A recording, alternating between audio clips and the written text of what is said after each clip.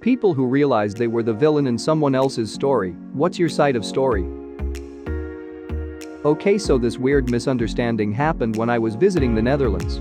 I just bought a sandwich from one of the bakeries and was sitting by the canal eating it when this massive duck jumps out the water and goes straight towards me with its eyes fixed on my sandwich.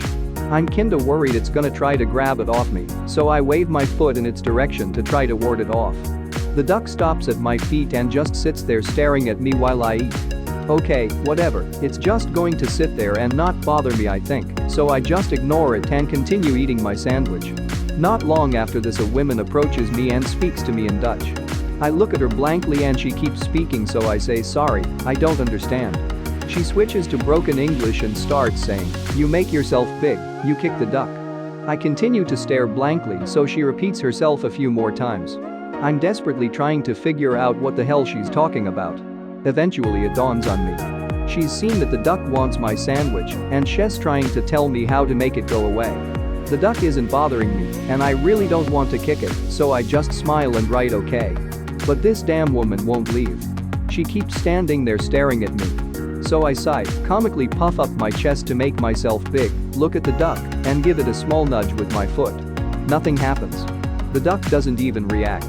It's still standing in the same place. At this point the woman goes fucking ballistic. She starts yelling at me to fuck off back to my own country. She hopes I choke on my sandwich and even says she's going to throw me in the canal and makes a motion towards me. I'm just sitting staring at her in utter disbelief. After she leaves, I'm kind of in shock and trying to process what happened. I eventually realized that from her perspective it looked like I'd kicked the duck when I'd waved my foot at it and she was trying to call me out on it. To which I responded by politely smiling and then kicking the duck again while puffing up my chest to take the piss out of her. She's probably still telling people about the asshole animal abuser foreigner. Once my wife and I were waiting at an intersection, and there was a panhandler sitting on an overturned bucket holding a sign asking for change. I had $1 and some change in my pocket, so I gave it to my wife and said, give this to him. She rolled down the window and held the money out to the guy, but he just sat there and said, just throw it to me. My wife said, huh? And he said, I don't feel like getting up, just toss it to me. So, my wife took all the coins and stacked them up and wrapped the dollar bill around them in an attempt to make a tossable package. Then, she tossed a package at the guy, and as he held out his hand to catch it, the package fucking exploded, and coins went flying all around him, and the dollar blew away. He just sat there and shrugged at my wife, and the light turned green, so I started to drive into the intersection. Then, in the rearview mirror, I see that the lady in the car behind me had gotten out and was collecting the coins off the ground, handed them to the panhandler, and then gave him a "you poor soul" hug. I realized later that to her it looked like we had callously thrown our spare change at this poor panhandler, who had put his hand up to defend himself, sending change flying everywhere.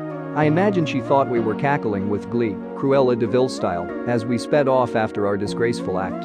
And she felt the need to comfort him after he had been treated so badly. Little did she know the guy was just a lazy shit who couldn't be bothered to get off his bucket.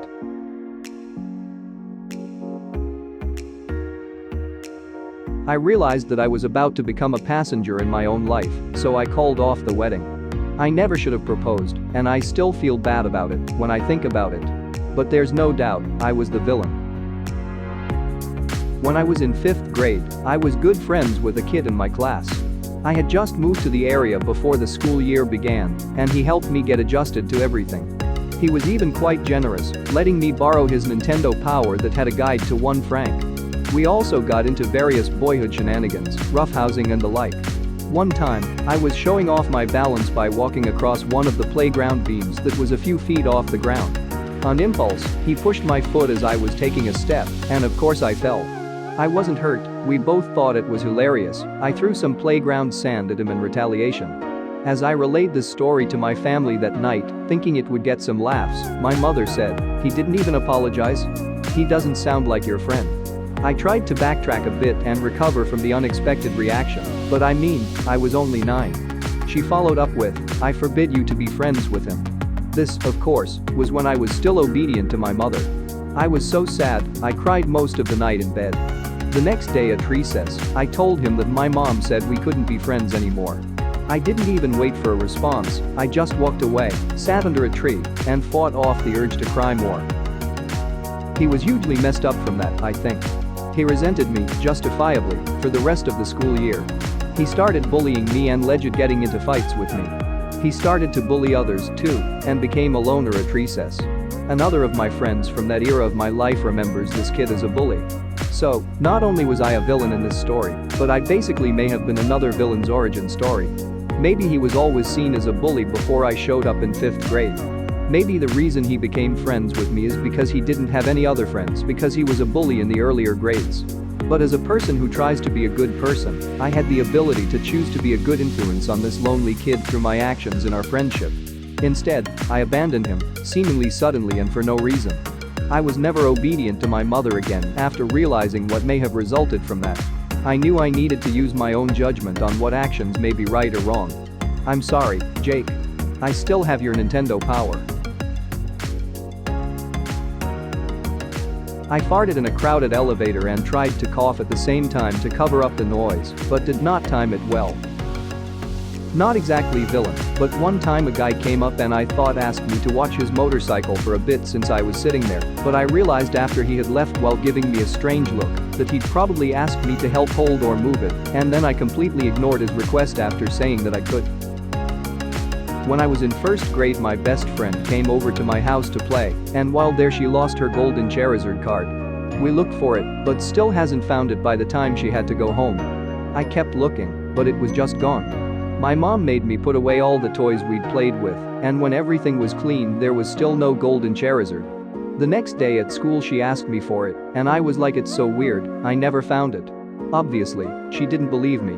I actually didn't realize why, because I was 6 and was telling the truth, but it must have looked like I'd stolen it. So then she hated my guts and was mean to me forever, with periodic check-ins where she's asked me for the card, and I'd just be like, no, seriously, I do not have your card.